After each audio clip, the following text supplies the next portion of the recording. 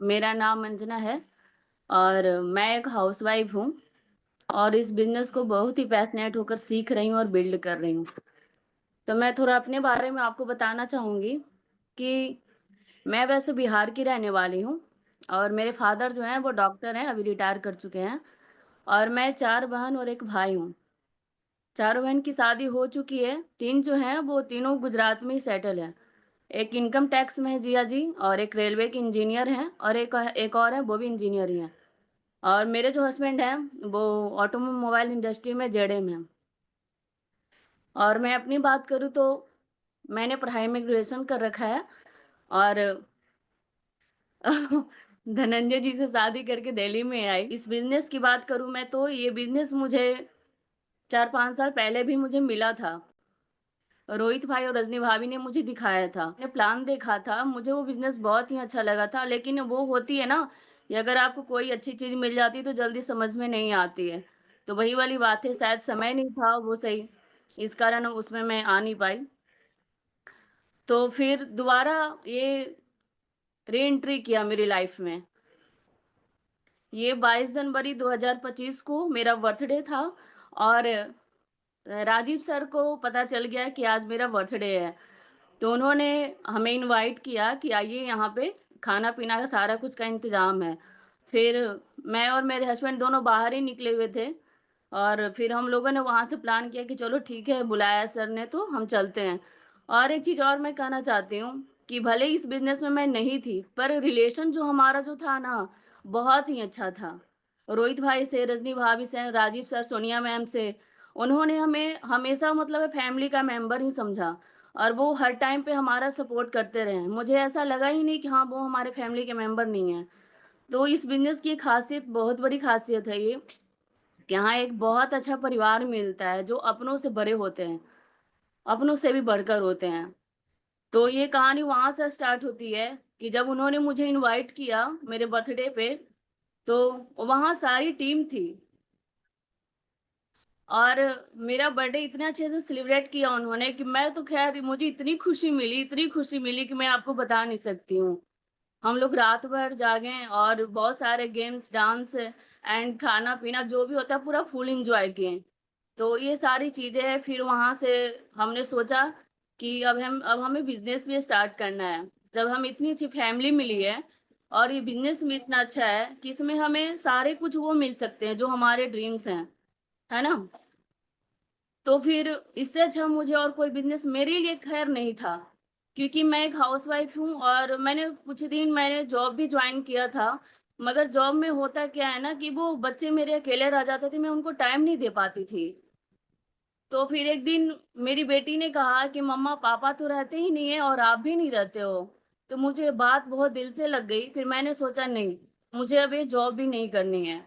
तो फिर मैं घर में ही रहती थी, लेकिन ये बिज़नेस मेरी लाइफ़ में दोबारा आया, इसके लिए मैं गॉड को बहुत थैंक यू करना चाहती हूँ। So thank you, back to my husband. Thank you so much. सबसे पहले मेरी लवली वाइफ के लिए एक बार क्लैप कर दिए। ये पहली बार इतना अच्छा इतने सारे लोगों के बीच में बोली है। मेरी तो आदत है और मेरा बाय प्रोफेशन मेरी आदत है, मैं लोगों के साथ बात करता रहता हूँ। सबसे पहले तो आज मैं स्टार्ट करूंगा क्योंकि आज महादेव का दर्शन करके आया हूँ, गंगा आरती करके आया हूँ। जो भी कहूँगा सच कहूँगा, मैं पूरा वादा करता हूँ। मेरी स्टोरी में कोई भी मिलावट और बनावटीपन नहीं होगा। जो भी होगा सच होगा। मेरा जन्म धनबाद में हुआ। मेरे फादर इंजीनियरिंग डिपार्टमेंट में जॉब करते थे एंड 85 के दौरान उनका ट्रांसफ़र बिहार उस समय बिहार में ही था। धनबाद अब झारखंड का एक पार्ट है। उनका ट्रांसफ़र एक नक्सलाइट क्षेत्र में हो गया जिसका नाम जहानाबाद डिस्ट्रिक्ट है। दैट टाइम मेरी उम्र 5 साल रही होगी। और मैं और मेरे जस्ट ब्रदर बड़े भाई के साथ हम लोग स्कूलिंग के लिए जहानाबाद आ गए क्योंकि वो एरिया जहानाबाद के लिए काफ़ी फेमस था। तो मैं इसलिए ये कहानी कह रहा हूँ कि इसको आगे मैं कनेक्ट करूँगा कि यहाँ आने के मेरे क्या क्या फ़ायदे हुए। तो चलता रहा जीवन। स्कूलिंग वगैरह सब कुछ जहानाबाद में हुई। मेरी फर्स्ट जॉब जो है जहानाबाद शहर में भी हुआ। एक सोनालिका ट्रैक्टर कंपनी में है वहाँ से। और मैं प्राइवेट जॉब की तरफ क्यों आकर्षित हुआ था कि मुझे घूमने फिरने का काफ़ी शौक था। और दूसरा मुझे था कि आप जितना मेहनत करेंगे प्राइवेट सेक्टर में उतना जल्दी ग्रोथ पा सकते हैं। और जो मैं जिस जॉब में जाना चाहता था वो मेडिकल रिप्रेजेंटेटिव का जॉब था, क्योंकि वो लोग काफ़ी डायनेमिक लगते हैं, टाई पहनते हैं, कोट पहनते हैं जाड़ों में, मतलब बड़ा स्टाइलिश रहते हैं ऑलवेज। तो मैं उनसे फैसिनेट होके हुआ था। बट लाइफ का लेसन है ना, मन का हो तो अच्छा, ना हो तो और भी अच्छा। तो मुझे मेडिकल क्षेत्र में ना जाकर मैं ट्रैक्टर और ऑटोमोबाइल क्षेत्र में गया, और पिछले 20 साल से अलग अलग ऑर्गेनाइजेशन और अलग अलग स्टेट और जगहों पे वर्क कर रहा हूँ। और फैमिली बैकग्राउंड बता दूँ तो हम लोग 5 भाई और 2 बहन हैं। मेरे फादर इंजीनियरिंग डिपार्टमेंट में थे, मदर हाउसवाइफ थी। 2 बड़े भाई, एक पेटी कॉन्ट्रैक्टर हैं, दूसरा हिमाचल बद्दी में जॉब करते हैं। 2 छोटे भाई, एक स्टार्टअप रन कर रहा है और एक एम्पियर इलेक्ट्रिक व्हीकल में जॉब करता है। तो मोरलेस जो है ये तो मेरा पर्सनल और प्रोफेशनल कैरियर हो गया। अब जो मैं अपनी ज़िंदगी में जिस चीज़ से रूबरू होता हूँ उससे परिचित कराना चाहता हूँ। जैसे आज मेरा स्टोरी था, और मैं कोशिश कर रहा था कि शार्प 9 o'clock में होटल में पहुँच जाऊँ। तो वाराणसी में आज प्रोसेशन चल रहा है, काफ़ी सड़क पे भीड़ है, और मैं तकरीबन 2 किलोमीटर दूर उतर के पैदल भागते हुए होटल पहुँचा कि आप लोगों से जितना जल्दी हो सके कनेक्ट कर लूँ। उसी तरीके से मेरे लाइफ में हमेशा चैलेंजेस आए, उनको मैंने ओवरकम किया। मैं आपको थोड़ा बता दूं, आप लोग थोड़ा जान के आश्चर्य करेंगे, क्योंकि फेलियर आदमी की स्टोरी को कोई बिलीव नहीं करता। मैं हरभजन सिंह के साथ खेल चुका हूं। मैं इनके महेंद्र सिंह धोनी के सीनियर प्लेयर मनीष मनान के साथ खेल चुका हूं। जब जवागल श्रीनाथ वगैरह आए थे बिहार में, उनके साथ नेट प्रैक्टिस कर चुका हूं। लेकिन मैं कभी मौका नहीं मिला कि मैं रणजी खेला या उससे आगे कभी बढ़ा। और उस समय हम लोग के समय में आईपीएल वगैरह नहीं था, नहीं तो मैं कहीं जरूर खेल रहा होता। मैं एज ए बॉलर था और अच्छा खेलता था, मतलब मुझे अदर अदर डिस्ट्रिक्ट से या कहीं से मुझे लोग ले जाकर खिलाया करते थे। बाद में मैंने बैडमिंटन भी चुना, उसमें भी काफ़ी अच्छा रहा मेरा। बट एक चीज़ रही मेरे साथ कि अगर मैं 200% मेहनत करता हूँ तो मुझे 25% मिलता है। लेकिन कोई बात नहीं है, ये हर किसी के साथ नहीं होता। कोई 25% करता है तो 200% मिलता है। जर्नी स्टार्ट रही, मैं ग्रो कर रहा था। अंजना मुझे कैसी मिली मैं वो बता देता हूँ। मैं जिस कॉलोनी में रहता था, अंजना को मैंने एक बालकनी में देखा, और आज भी वो दिन याद है। आज भी मैं अंजना को कहता हूँ, मुझे कभी कभी लगता है तुम वहीं ठहरी हुई हो। और हम लोगों ने 2010 में शादी करी, हमारा लव मैरिज है। और आज के डेट में पूरी फैमिली खुशहाल है, मेरे 2 बच्चे हैं। ये बड़ा बेटा सोहम है, और 6 साल के बाद माँ वैष्णो देवी की कृपा से मेरी बेटी भाव्या हुई।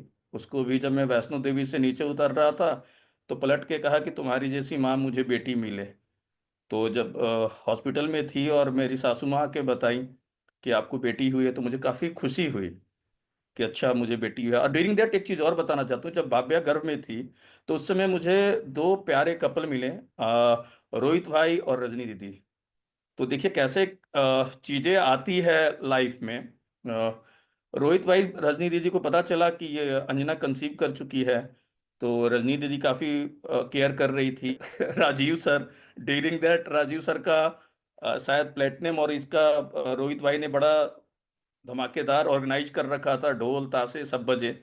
तो हमें लगा कि यार कुछ तो है।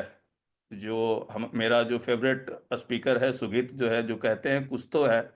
तो धीरे धीरे हम लोग आमने सामने ही रहते थे, मीटिंग ज्वाइन करते थे, कभी नहीं आते थे, कभी जाते थे। बट परमात्मा का एक चीज मैं शुक्रगुजार रहूंगा कि जो ये 4 लोग हैं, रोहित भाई, रजनी दीदी, राजीव सर, इन लोगों ने हमारा हाथ नहीं छोड़ा, हाथ क्या पूंछ तक पकड़ के रखा। मतलब उसको भी निकलते निकल पकड़ के वापस खींच के अंदर कर देते थे। और एमबीए का क्या बताऊं, एमबीए हम मतलब पर्सनली मेरे लाइफ में फिफ्थ टाइम है। मेरे फादर के लाइफ में आई, फिर अंजना जैसे बता रही, हम लोग 2 बार 3 बार 4 बार हिलते डुलते रहे। तो अभी रिसेंटली अंजना का बर्थडे था इसी साल 2025 में।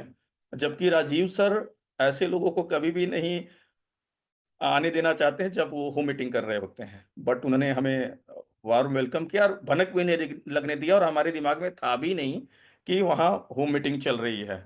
जब हम पहुंचे तो रोहित भाई, रजनी भाई, दीदी, मिली दीदी और मनोज भाई सब कोई वहाँ थे। हम लोग ने काफ़ी इंजॉय किया, केक कटिंग हुई, उसके बाद क्या क्या किया वो सारे आप लोग इंस्टाग्राम पे जो रजनी दीदी वीडियो डालती हैं देखते ही रहते हैं। और उस दौरान मुझे, आई डोंट नो उसको मैं घर कहूँ राजीव सर के, या मंदिर कहूँ। एक होता है ना जब बेल बजता है, तो मैंने उनको कहा देखो सर मैं आ तो गया हूँ, बट दोस्ती रहेगी, बिजनेस नहीं करूंगा। मैंने ये एकदम क्लियर बोला था।